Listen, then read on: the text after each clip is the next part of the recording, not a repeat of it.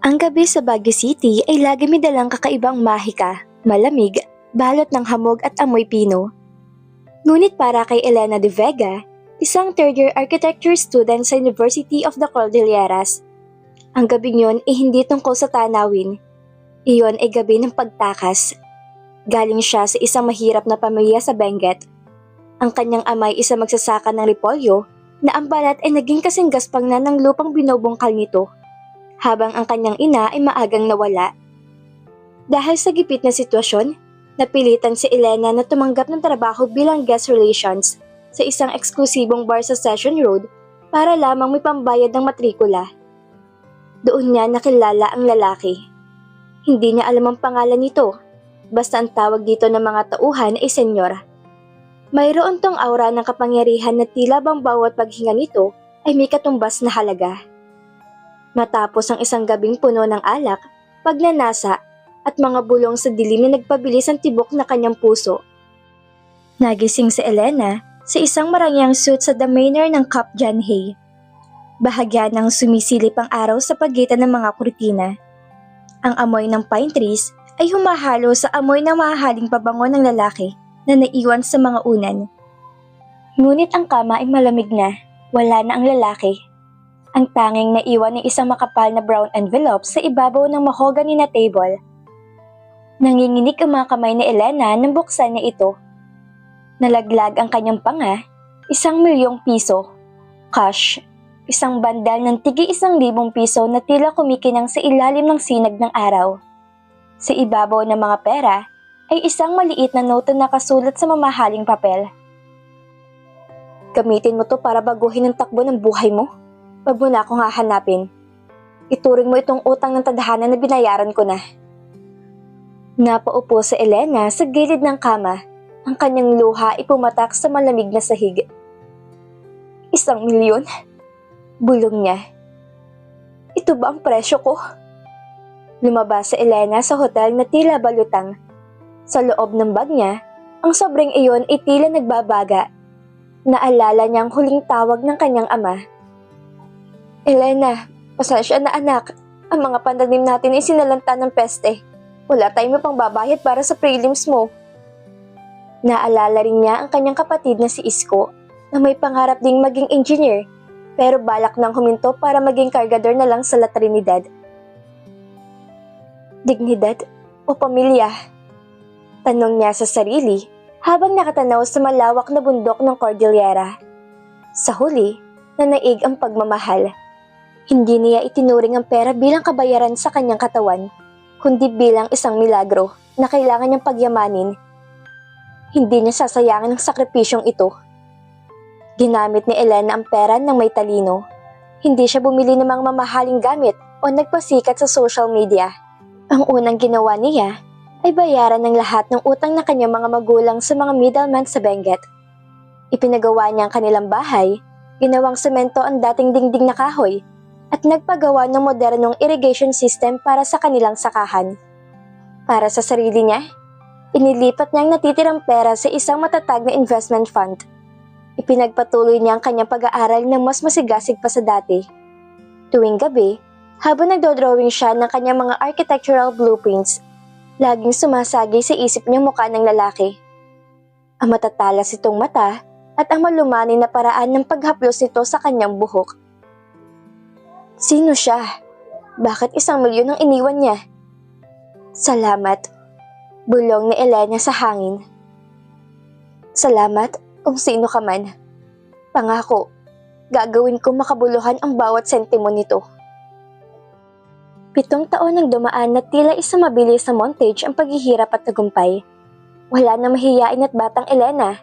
Ang kaharap na ng mundo ngayon ay si Architect Elena de Vega, isa sa pinakahinahangaan na architect sa bansa, na kilala sa kanyang sustainable mountain designs. Hindi na siya nakatira sa maliit na boarding house. Mayroon na siyang sariling architectural firm na nakabase sa Clark, Pampanga, isang lugar na mabilis ang pag-unlad at malayo sa ingay ng Maynila. Ang Clark ay naging simbolo ng kanyang bagong buhay, maaliwalas, moderno at puno ng oportunidad. Isang umaga, Habang nasa kanyang opisina si Clark Global City, pumasok ang kanyang secretary. Ma'am Elena, mayroon pong malaking kliyente na gusto makipag-meet po sa inyo.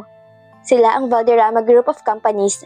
Balak nila magpatayo ng isang ultra-luxury resort sa Ilocos Norte. At ikaw pong gusto nilang lead architect. Napakunot noo si Elena. Ang Valderrama Group ay isa sa pinakamayamang pamilya sa Pilipinas. Ang kanilang impluwensya ay abot hanggang sa ibang bansa. Sige, ischedule mo yung meeting. Sagot ni Elena habang inaayos ang kanyang salamin. Gusto ko silang makilala. Hindi alam ni Elena, ang meeting na ito ang magbubukas ng pinto sa nakaraang pilit niyang ibinabaon. Ang tadhana na tila nanahimik ng 7 taon ay handa ng sumingil. At sa pagkakataong ito, hindi pera ang nakataya, kundi ang kanyang puso. Sa itaas na palapag ng isang glass building, nakatayo si Architect Elena de Vega. Sa edad na 27, ang kanyang tindig ay puno ng otoridad. Nakasuot siya ng isang beige na power suit na hapit sa kanyang katawan. Ang kanyang buhok ay maayos na nakapusod at ang tanging hiyas sa suot niya ay ang simpleng relo. Ma'am, narito na po mga Valderrama. Bulog ng kanyang sekretarya na si Mika. Bumukas ang pinto ng conference room. Pumasok ang isang lalaki na tila ba pag-aari nitong buong palapag. Matangkad, may malapad na balikat at may suot na dark blue suit na halatang custom-made mula sa ibang bansa. Ngunit ang kumuha ng atensyon ni Elena ay ang mga mata nito. Matatalas, kulay kape, at may taglay na tindi na tila kayang basahin ng iyong kaluluwa. Architect de Vega! Boses nito ay baritono, malalim, at may kasamang kakaibang kuryente. I'm Nico Valderrama, CEO of Valderrama Developments. Nag-abot sila ng kamay. Sa sandaling magdampi ang kanilang balat, naramdaman ni Elena ang isang pamilyar na kaba. It's a pleasure, Mr. Valderrama. Sagot ni Elena. Pinapanatili ang kanyang profesionalismo sa kabila ng mabilis sa tibok ng puso. Nabalitaan kong tungkol sa Ilocos project nyo, ang El Mirada Resort. Hindi lang basta resort ang gusto ko, architect. Sabi ni Nico habang tinitigan si Elena ng diretso sa mata. Gusto ko ng isang obra maestra na nakaukit sa mga bangin ng paway. Isang lugar na tila ba hindi kayang abutin ng panahon. At base sa mga portfolio mo, ikaw lang ang nakikita kong may sapat na tapang para gawin yon. Makalipas ang 1 linggo, lumipad sila patungong Lawag, Ilocos Norte. Ito ang unang site visit. Ang init ng araw sa Ilocos ay kakaiba, matindi, ngunit may dalang presko mula sa dagat. Habang naglalakad sila sa malawak na lupain na puno ng mga sand dunes at malalaking bato, hindi maiwasan ni Elena na mapansin kung gaano ka-hands-on si Nico. Hindi ito katulad ng ibang mayayaman na nakatayo lang sa lilim. Si Nico ay kasama niyang umaakyat sa mga burol. Hawak ang mga blueprint at hindi alintanang alikabok sa kanyang mamahaling sapatos. Bakit dito? Tanong ni Elena habang pinupunasan ng pawis sa kanyang noo. Masyadong mahirap ang terrain na ito. Maraming mas madaling lokasyon sa Batangas o Cebu. Tumigil si Nico at tumingin sa malawak na asul na dagat. Dahil ang tatay ko, mahilig sa mga lugar na may lihim. Sabi niya, ang pinakamagandang bagay sa mundo ay yung kailangang paghirapan bago makita. This project is a gift for his 70th birthday. Biglang natigilan si Elena. Ang iyong ama? Buhay pa ba siya? Natawa niyang bahagya si Nico. Isang tunog na tila musika sa pandinig ni Elena. Of course! He's very much alive and very much in control. Si Don Ricardo Valderrama, siya ang nagtayo ng lahat ng to. Pero nito mga huling taon, mas pinipili na niyang manatili na anino. He values privacy more than anything. Nagpatuloy sila sa paglalakad. Nadula si Elena sa isang malambot na bahagi ng buhangin, ngunit pabilis siyang nasalo ni Nico. Ang mga braso ng lalaki ay matigas at protektado ang sinumang saluhin nito. Sa ilang segundo, nanatili silang magkalapit. Amoy ni Elena ang bango ni Nico, amoy dagat, amoy araw, at isang pahiwatig na mamahaling tabako. Mag-ingat ka, architect, bulong ni Nico. Ang kanyang muka'y ilang pulgada na lang mula kay Elena. Ayoko masugatan ng pinakamahalagang asset ng proyektong to. Ang mga plano ko bang tinutukoy mo? Biro ni Elena para itago ang kanyang pagkapahiya. Gabi na makarating sila sa Kilcresologo sa Vigan para sa hapunan. Ang mga lumang bahay na bato at mga ilaw na dilaw ay nagbibigay ng isang romantikong atmosfera. Kumakain sila sa isang alfresco na restaurant, malayo sa mga usapang negosyo. Ikinuwento ni Nico ang hirap ng pagiging tagapagmana ng isang imperyo. Ang pressure na kailangan ay laging perpekto dahil ang pangalan ng ama niya ang nakataya. At ikaw, Elena? Tanong ni Nico habang humihigop ng alak. Paano nagsimulang isang babaeng kasing galing mo? Parang bawat break na inilagay mo, may mga kasamang kwento ng pagsisikap. Huminga na malalim si Elena. Hindi niya sasabihin ang tungkol sa gabi sa Baguio. Hinding-hindi. Galing ako sa wala, Nico. Ang mga magulang ko ang magsasaka sa Benguet. Alam kong pakiramdam na walang makain. Ang pakiramdam na malamig na gabi na walang sapat na kumot. Kaya siguro ganito ko kapursigido. Ayoko nang bumalik sa dati. Hinawakan ni Nico ang kamay ni Elena sa ibabaw ng mesa. Ang init ng kanyang palad ay tila nagpapagaan sa bigat ng dinadala ni Elena. You are incredible, Elena de Vega. Hindi ko alam kung bakit, pero pakiramdam ko, matagal na kitang kilala. Parang ang tadhana ang nagtulak sa akin na piliin ka para sa proyektong to. Napangiti si Elena, ngunit may kirot sa kanyang puso. Ang salitang tadhana ay nagpapaalala sa kanya sa sulat na iniwan sa kanya 7 taon ang nakararaan. Isipin mo itong tadhana, huwag mo kong hanapin. Pagbalik nila sa hotel sa Lawag, hinatid ni Nico si Elena sa tapat ng kanyang silid. Ang hallway ay tahimik, ang tanging maririnig ay mahihinang paghampas ng alon sa di kalayuan. Good night, Nico, sabi ni Elena, akmang bubuksan na ang pinto. Ngunit bago pa siya makagalaw, hinila siya ni Nico pabalik at idinikit sa pinto. Ang kanyang presensya ay nakakalunod. Dahan-dahang ibinaba ni Nico ang kanyang mukha. Dinadama ang bawat hininga ni Elena. Elena, hindi ko na kaya magkunwari na trabaho lang ang gusto ko sa'yo. Bulong ni Nico bago tuluyang dampian ng isang matamis at mapusong na halik ang mga labi ni Elena. Ang halik na yun ay puno ng pangako at emosyon. Tumugon si Elena at nakalimutan ng lahat ng takot at hiya. Sa sandaling iyon, tila nawala ang 7 taon ng pag-iisa. Humiwalay si Nico, hinihingal. I'll see you tomorrow, architect. Managinip ka sana ng tungkol sa atin. Pumasok si Elena sa kanyang silid, sumandal sa pinto at napahawak sa kanyang labi. Masaya siya.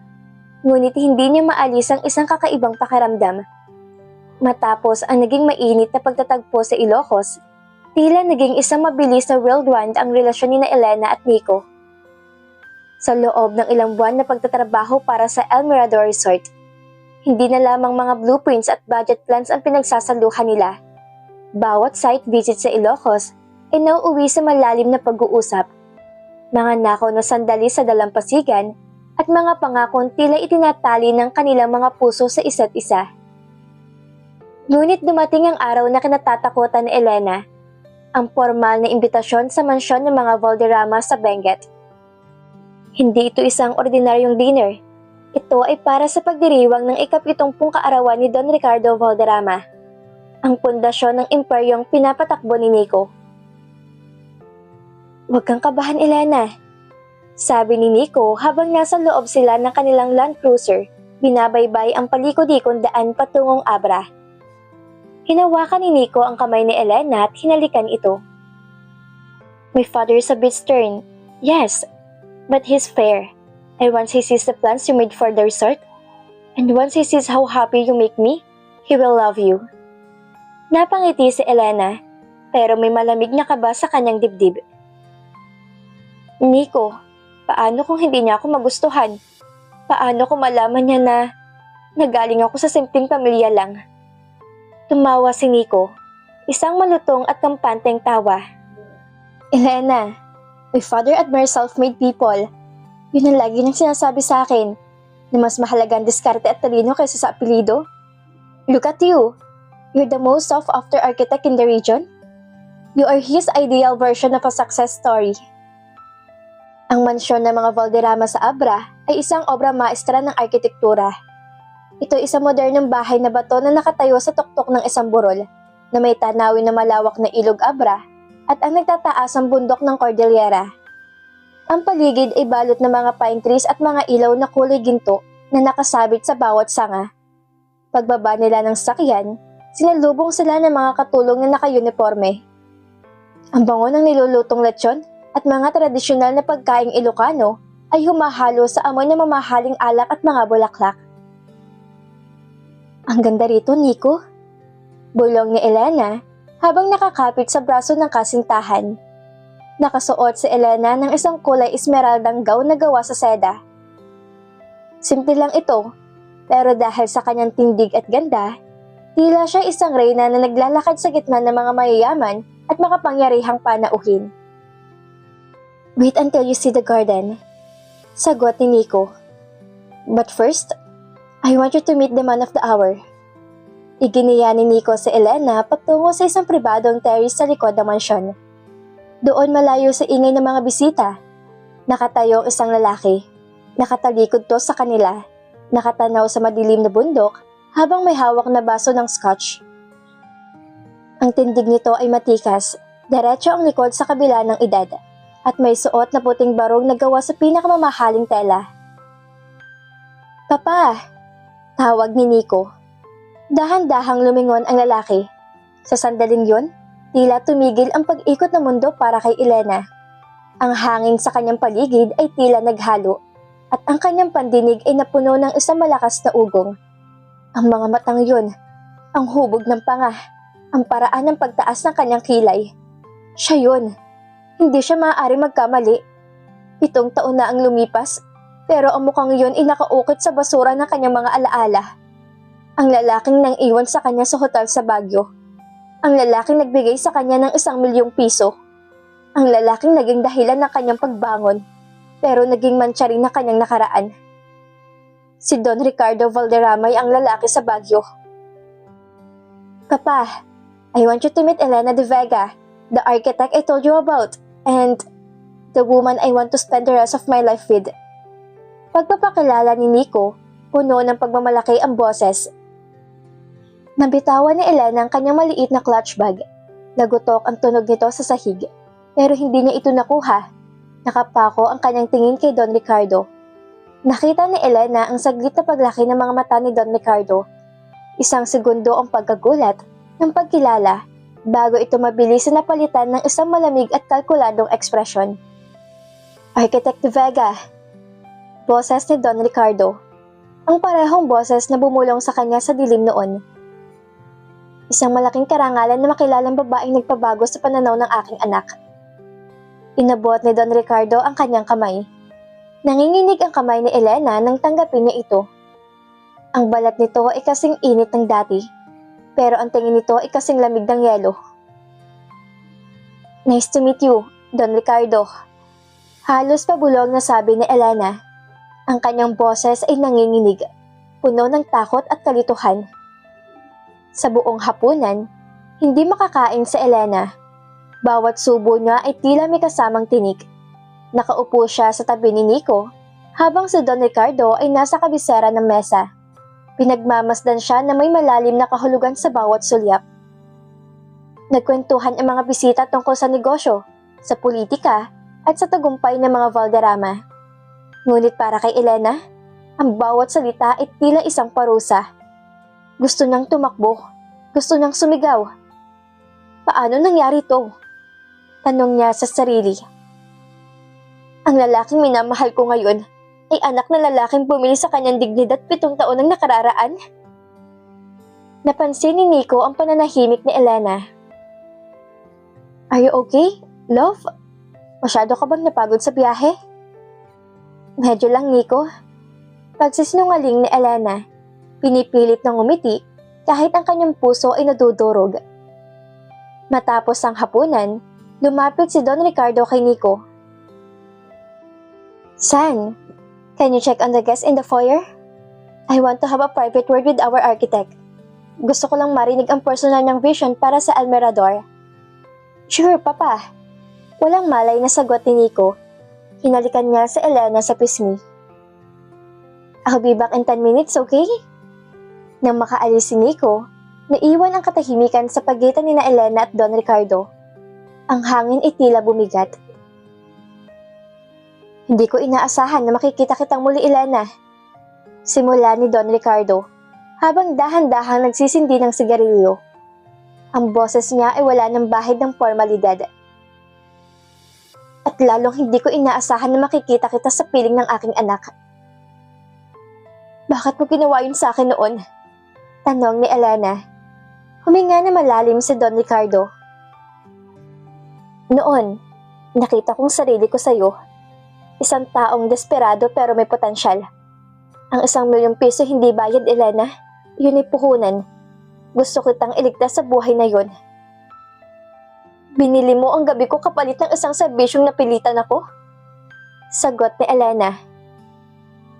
At tingnan mo kung nasaan ka na ngayon. Matigas sa sagot ni Ricardo. Architect ka na. Successful.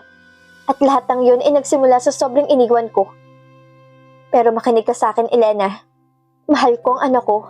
At hindi siya maaaring ikasal sa isang babaeng may kasaysayan sa kanyang ama. Nanlamig ang buong katawan ni Elena. Anong ibig mong sabihin? Ibigay mo ang resignation mo sa proyekto. Iwan mo si Nico. Utos si Don Ricardo. Huwag mong hintayin na ako magsabi sa kanya ng katotohanan.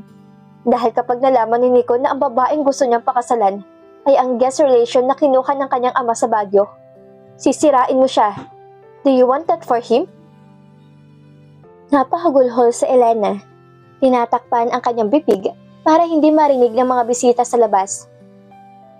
Ang tadhana nagpabigay sa kanya ng lahat ay siya rin palang kukuha ng kanyang kaisa-isang kaligayahan. Ang gabi sa Abra na dapat sana ipuno ng kasing tamis na alak ay naging kasing pait ng lason para kay Elena. Matapos ang marahas na paghaharap nila ni Don Ricardo sa terrace, hindi na makahinga si Elena. Ang bawat sulok na mansyong iyon ay tila may mga matang nagmamasid.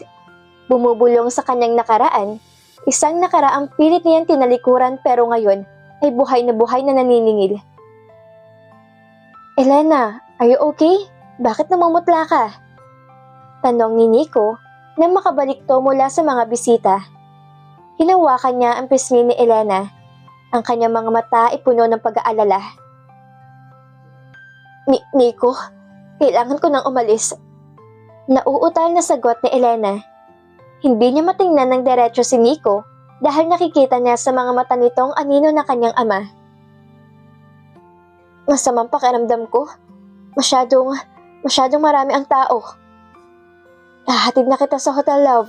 Don't worry, Papa will understand. Sabi ni Nico, sabay sulyap kay Don Ricardo na noon ay nakatayo sa di kalayuan. Seryosong nakatingin sa kanila habang humihigop ng scotch. Hindi alam ni Nico na ang sulyap na yon ng kanyang ama ay isang babala, isang ultimatum. Pagdating sa hotel, hindi pinatuloy ni Elena si Nico sa kanyang silid. Gusto ko lang mapag-isa, Nico. Please, bukas na tayo mag-usap. Nag-aalangan man, narespeto ni Nico ang hiling ni Elena. I love you, Elena. Magpahinga ka. Ngunit pagkasara ng pinto, bumagsak sa Elena sa sahig. Ang kanyang mga luha na kanina pang pinipigilan ay tuluyang umagos. Bawat alaala ng gabing yon sa Baguio ay bumalik. Ang amoy ng alak, ang init ng balat ni Don Ricardo, at ang malamig na sobre ng pera. At ngayon, ang anak ng lalaking yon ang lalaking balak niyang pakasalan. Patawad, Nico. Hindi ko kayang sirain ang pamilya niyo. Hindi ko kayang makitang pagkamuhing lalabas sa mga mata mo kapag nalaman mo yung totoo. Bulong ni Elena sa hangin. Madaling araw pa lamang, habang balot pa ng hamog ang buong bayan, Nag-impake na si Elena. Iniwan niya ang kanyang mga gamit sa opisina, ang kanyang mga plano para sa resort, at ang kanyang singsing na ibinigay ni Nico bilang simbolo ng kanilang pangako. Sumakay siya sa unang bus na bumabiyahe patungong Vegan, at mula roon ay nagpalipat-lipat siya hanggang sa makarating sa isang tago at maliit na resort sa Pagudpod, Ilocos Norte.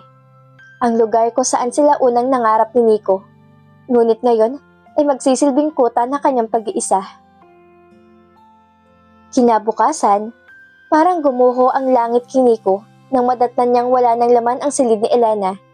Ang tanging natira ay puting sobre na naglalaman ng kanyang resignation letter at ng singsing. No! No! This can't be happening! Sigaw ni Nico. Sinubukan niyang tawagan ng cellphone ni Elena, pero out of coverage na to. Pinuntahan niya ang opisina nito sa Clark, pero sinabi ng secretary na nag-leave ito ng walang takdang panahon. Dahil sa depresyon, hinarap ni Nico ang kanyang ama sa opisina nito sa mansyon. Anong sinabi mo sa kanya, Papa?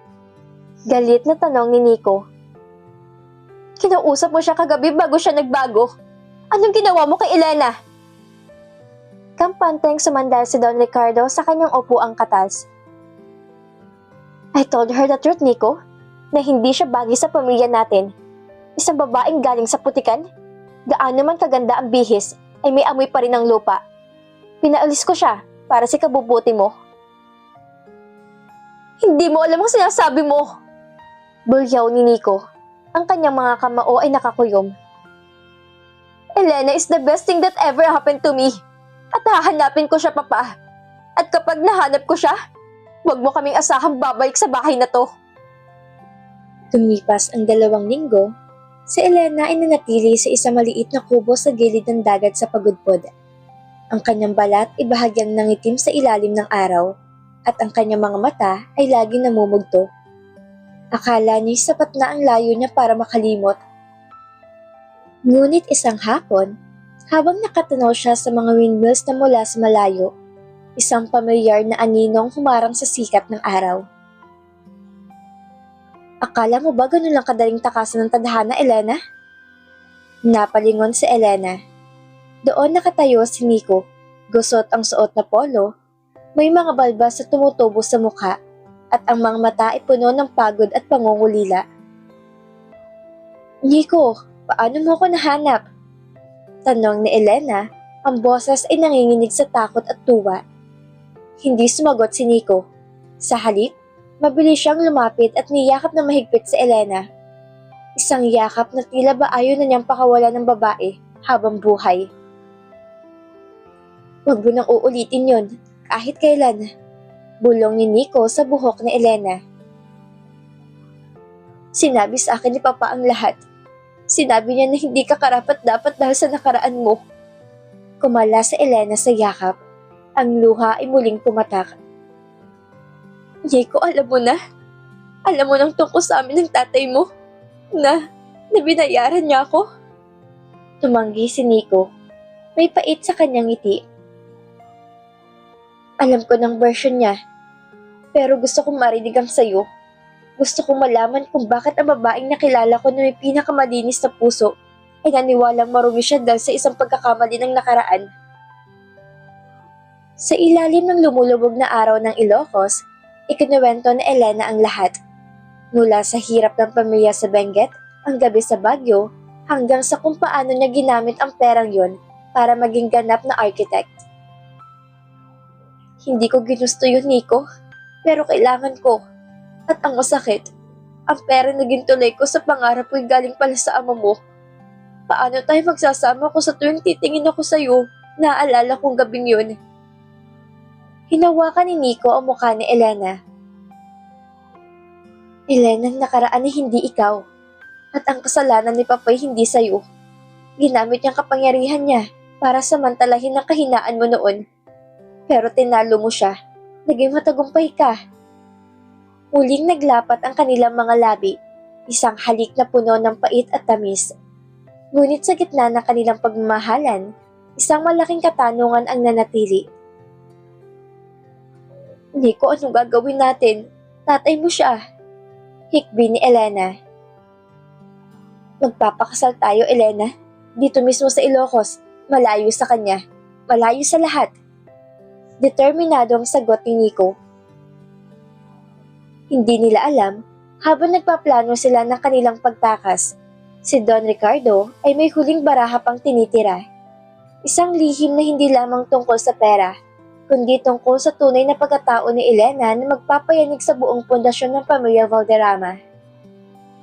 Ang mga kampana ng Santa Monica Parish Church sa Sarat Ilocos Norte ay tila bumubulong ang mga sinaunang dasal. Ang simbahang ito, nagawa sa pulang ladrilyo at saksi sa daan-daang taon ng kasaysayan, ang pinili ni Nico at Elena para sa kanilang lihim na pag-iisang dibdib. Malayo ito sa karangyaan ng Abra at sa modernong ingay ng Clark. Dito ang tanging saksi ay ang malamig na simoy ng hangin mula sa Ilog Padsan at ang iilang malalapit na kaibigan ni Elena mula sa Benguet. Sigurado ka na ba rito, Nico? Tanong ni Elena habang inaayos ang kanyang simpleng puting bestida sa loob ng isang maliit na silid na gilid ng simbahan. Walang mamahaling designer gown, walang mga sikat na bisita, tanging ang kanyang ganda na tila nagliliwanag sa gitna ng kapayakan. Pumasok si Nico, gwapo sa kanyang barong Tagalog na gawa sa pinakamahusay na abaka. Hinawakan niya ang mga balikat ni Elena at hinawakan ang noo nito. Higit pa sa sigurado, Elena. Pagkatapos ng araw na to, hindi ka na lang Architect de Vega. Ikaw na ang magiging Mrs. Nico Valderrama. At kahit anong gawin ni Papa, hindi na niya mababawi yon. Ngunit sa kabila ng mga matatamis sa salita ni Nico, may kung anong bigat sa dibdib ni Elena. Ang bawat hakbang niya patungo sa altar ay tila sinasabayan ng kaba. Parang may nagmamasid, parang may naghihintay sa dilim. Nagsimula ang seremonya. Tumugtog ang piano, ang isang musikero na kinuha ni Nico at napupuno ng malawak at mataas na kisame ng simbahan. Habang naglalakad sa Elena sa pasilyo, nakita niya ang kanyang mga magulang na nakaupo sa unahan. Umiiyak ang kanyang ina, habang ang kanyang ama ay bakas ang pagmamalaki sa mukha. Ang perang ibinigay ni Don Ricardo 7 taon ang nakararaan ay nagbunga ng ganitong tagumpay. Na magkaharap na sila ni Nico sa harap ng pari, tila tumigil ang oras. Nico Valderrama, tinatanggap po ba sa Elena de Vega bilang iyong asawa? Sa hirap at ginhawa, sa sakit at kalusugan, hanggang sa kamatayan? Opo, Father. Seryoso at buong pusong sagot ni Nico, habang nakatitig na malalim sa mga mata ni Elena. Elena de Vega, tinatanggap po ba si Nico Valderrama? Bago pa matapos ng pari ang kanyang tanong, biglang bumukas na malakas ang malaking pintuan ng simbahan. Ang sikat ng araw sa labas ay humarang sa anino ng isang lalaking pumasok. Ang tunog ng kanyang mga sapatos sa sahig ng landeryo ay tila mga putok ng baril sa katahimikan ng simbahan. Si Don Valderrama. Itigil ang kasal! Ang mariing utos si Don Ricardo, ang kanyang boses ay umalingaw sa buong katedral. Mabilis na humarang si Nico sa harap ni Elena. Pinoprotektahan ito. Papa, sinabi ko na sa'yo na huwag ka manghihimasok dito. Tapos na tayo? I'm marrying her whether you like it or not. Lumapit si Don Ricardo. Walang bahid ng takot o pagsisisi sa kanyang mukha. May hawak siyang isang kulay asul na folder. Nico, hindi mo alam kung anong ginagawa mo? Akala mo bang pagbabayad ko sa kanya sa bagyong pinakamalaking lihim dito? Akala mo ba yun lang ang dahilan kung bakit ayaw ko sa kanya? Ano pa ba, Papa? Na mahirap siya? Nagaling siya sa bundok? Sigaw ni Nico. Wala akong pakaalam. Binuksan ni Don Ricardo ang folder at inilabas ang isang lumang dokumento, isang birth certificate at isang DNA result. Hindi ko siya binayaran dahil lang sa pagnanasa, Nico. Mahinahong sabi ni Don Ricardo, pero ang bawat salita ay tila patalim. Noong gabing yun sa Baguio, hindi ko siya nakilala agad. Pero noong nakita kong kanyang balat, Ang lunas sa kanyang balikat. Naalala kong babaeng minahal ko bago ko pa nakilalang ina mo. Isang babae mula sa Benguet na iniwan ko dahil sa utos ng aking mga magulang. Naniga si Elena sa kanyang kinatatayuan. Ang kanyang ama sa Benguet ay napatingin din na may gulat at takot. Ang lalaking kasama niya ngayon sa upuan ay hindi niya tunay na ama. Patuloy ni Don Ricardo habang nakatingin kay Elena. Siya ay ampon at ang tunay niyang ama. Ang lalaking nagbigay ng binhi sa kanyang ina bago ito namatay sa panganganak ay ako. Isang nakakabinging katahimikan ang bumalot sa simbahan. Binitawan ni Nico ang kamay ni Elena na tila ba napaso siya. Napahawak sa Elena sa altar para hindi matumba. Hindi totoo yan. Bulong ni Elena. Magsasaka ang tatay ko. Mahal nila ako. Ang 1,000,000 piso noong gabing yon, hindi yun bayad sa isang gabi ng pagnanasa, Elena. Noong ma-realize ko kung sino ka sa kalagitnaan ng gabi, nandidiri ako sa sarili ko. Ibinigay ko ang pera para makaalis ka, para makapag-aral ka, para mailayo kita sa akin. At ngayon babalik ka at pakakasalan ng kapatid mo? Napaluhod si Nico sa sahig. Hinatakpan ng kanyang mukha. Magkapatid kami? Papa, anong klaseng biro to? Hindi ito biro, Nico. Ito ang katotohanan na pilit kong itinago para protektahan ng dangal ng pamilya. Pero hindi ko hayaang magkasala kayo ng higit pa rito. Tumingin si Elena sa kanyang ama. Mula sa Benguet, na ngayon ay nakayuko at umiiyak. Ang katahimikan nito ay ang kumpirmasyon na kailangan niya. Ang mundong binuo niya sa loob ng 7 taon. Ang tagumpay, ang pag-ibig, ang pangarap ay gumuho sa isang iglap. Hindi siya ang biktima ng isang gabing pagnanasa. Siya ay biktima ng isang amang hindi siya kinilala. At ngayon ay naging hadlang sa kaisa-isang lalaking tunay na nagmahal sa kanya. Tumayo si Elena. Ang kanyang mukha ay wala ng emosyon. Ang kanyang puting bestida ay tila naging isang telon para sa kanyang namatay na puso. Tiningnan niya si Nico, ang lalaking dapat sana'y asawa niya. Pero ngayon ay naging isang bawal na bahagi ng kanyang dugo. Patawad, Nico. Ang tanging nasabi ni Elena bago siya tumakbo palabas ng simbahan, patungo sa dilim na nagbabadyang ulan sa labas. Tumakbo si Elena sa gitna ng malakas na ulan sa labas ng simbahan ng Sarat. Ang puting bestida niya ay basang-basa na. Kasing bigat na kanyang puso, ang bawat patak ng ulan ay tila nanunumbat sa kanya. Kapatid, paano naging kapatid kong lalaki nagparamdam sa akin ng kung anong tunay na pag-ibig? Sa loob ng simbahan, nanatiling nakaluhod si Nico, tudiro at wasak. Ngunit si Don Ricardo ay nakatayo pa rin. Tagumpay ang tingin sa kanyang mga mata. Sa wakas, naisakatuparan niya ang kanyang plano. Umuwi na tayo, Nico. Malamig na sabi ni Don Ricardo. Tapos ng kahibangang ito? Ngunit bago pa makakbang si Don Ricardo, isang boses ang pumigil sa kanya. Ang ama-amahan ni Elena mula sa Benguet, si Mang Tomas, ay tumayo mula sa kanyang upuan. Ang kanyang mukha ay puno ng pait at matandang galit. Hindi pa tapos, Ricardo? Sabi ni Mang Tomas. Ang boses ay nanginginig sa emosyon. Ilang taon kong itinago ang lihim na to dahil sa takot ko sa'yo. Pero hindi ko nahayaang sirain mong buhay ng anak ko sa pangalawang pagkakataon. Lumapit si Mang Tomas kay Nico at iniabot ang isang luma at kupas na liham. Ito ay sulat ni Clara, ang tunay na ina ni Elena.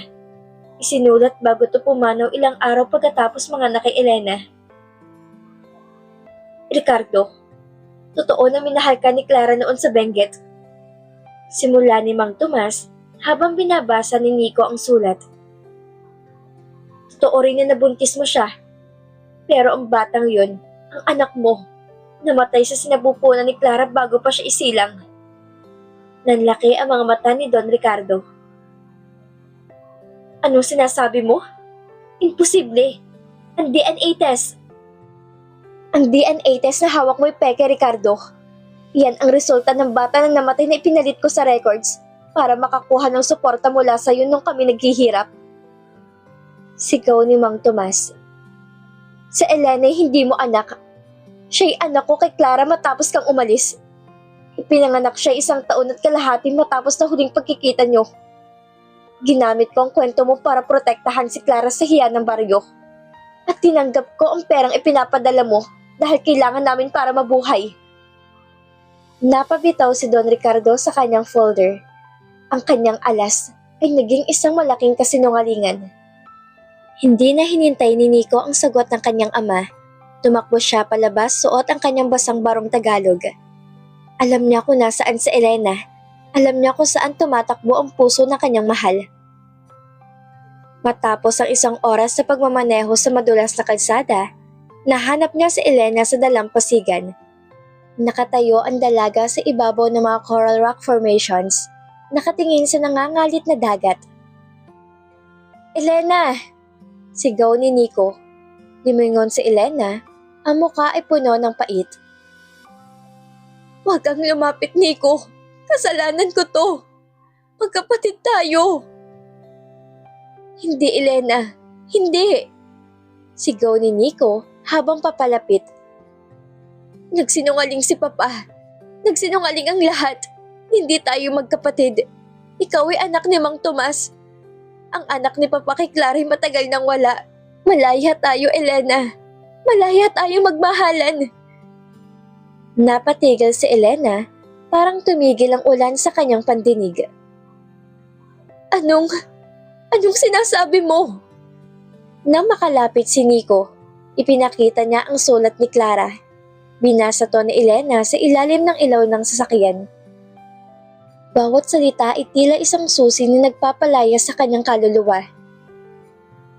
Ibig sabihin, hikbi ni Elena, hindi tayo bawal.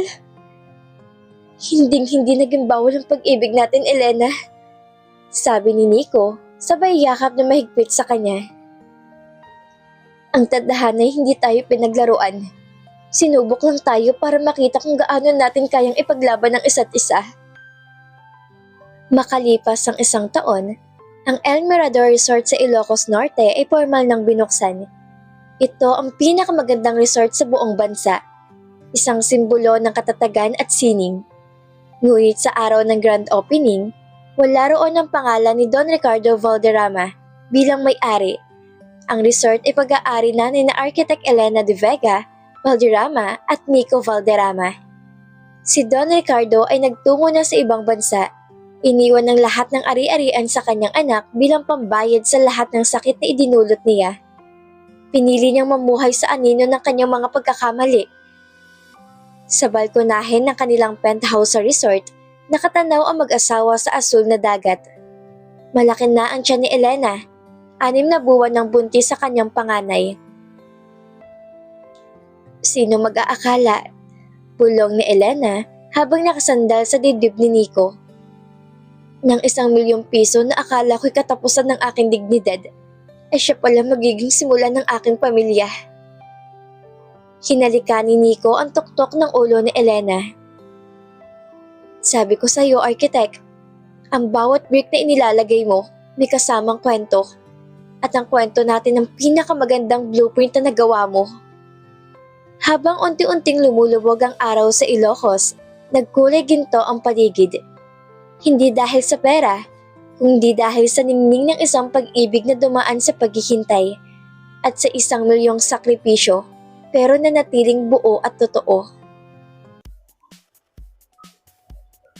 At dito na po nagtatapos ang love story ni na Elena at Nico. Sana po ay minapulot kayong aral sa binahagi kong kwento sa inyo. Muli niyo pong abangan ang mga susunod na love stories na ibabahagi ko sa inyo. Maraming salamat po at ingat po tayong lahat.